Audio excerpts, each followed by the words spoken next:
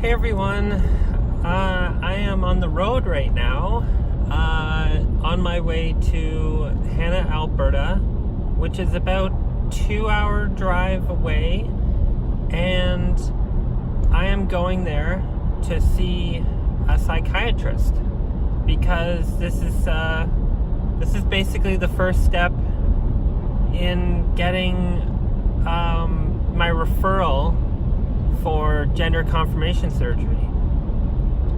Now, I'm not going to speak too long right now because I'm on the road and we had some snow last night, so the roads are a little bit interesting.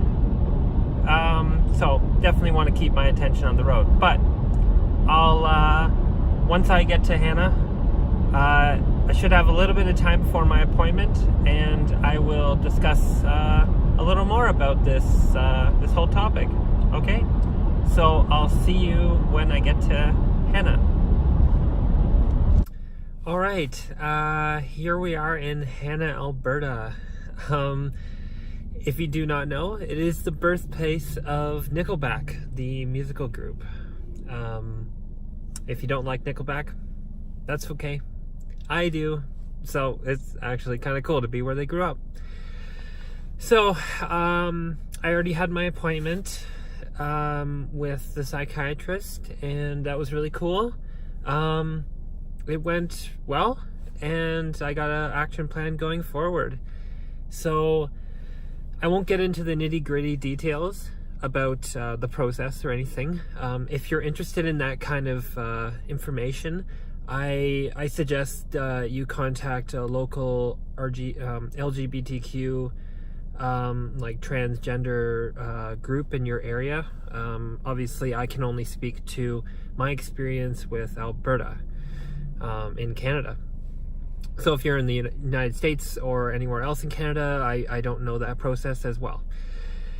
That being said, I found I was a little nervous going into this appointment.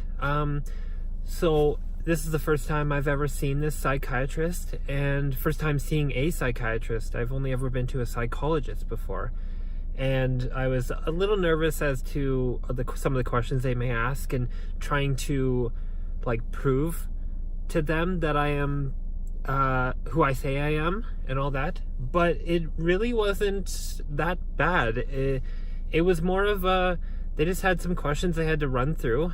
A lot of typically quick questions, but some of them are more like they're just trying to paint a picture of who you are, where you came from, how your childhood was, what made you feel like you were transgender, things like that, examples. So I think my advice, if you're ever in this situation where you need to meet with a psychiatrist, is be honest, be open, and just let them know how you've come across everything in your life. And for me, it was how I grew up and the indications that had towards me being transgender. As I recently touched in my previous video, the early realization one, I didn't know I was trans when I was young, like some people do. I had a different journey, and I think everyone has a little bit of a different journey. So there's no right or wrong way to come across your realization that you're trans.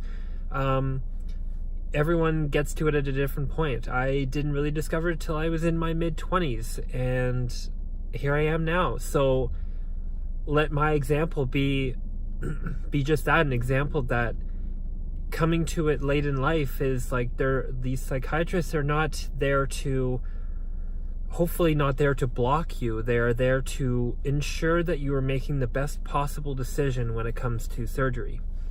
Gender confirmation surgery for me would be a vaginoplasty. I am a trans woman, so that is the procedure in order to correct the genitalia for my gender identity. So I won't get into the details of that. But I'm really excited because this is something I've been looking forward to for quite a while. It was actually a different YouTuber that I came across several months ago, early this year, I guess, and I started watching her, or I should say their, because they actually identify as non-binary now.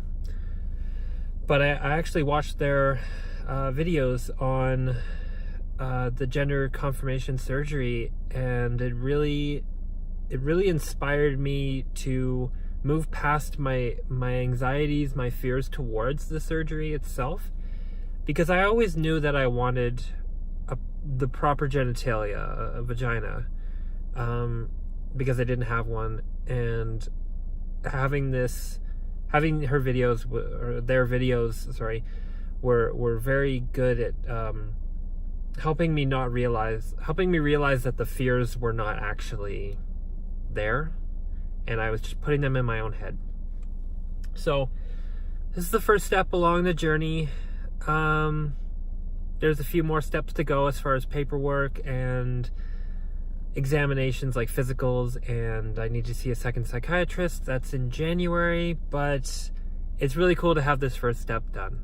So I'll probably try to do some more videos on this process in the future to kind of let you guys know how it's all going. And yeah, I'm really excited because I'm really looking forward to this, and I don't want to get my hopes up that it'll happen too soon, but I really hope that I can have this surgery complete within 12 months from now. That would be hitting the nail on the head as far as a reasonable timeline without waiting too long, I think. So anyways, more on that later. So I hope you guys have a great rest of your day. I'm going to go can't speak today. I am going to drive back to Calgary now. The roads are still a little icy, so I won't be doing a video while I'm on the road because it is a little too sketchy to do that, and gotta stay safe. Okay, thank you for watching, and I'll talk to you guys very shortly. Okay, bye.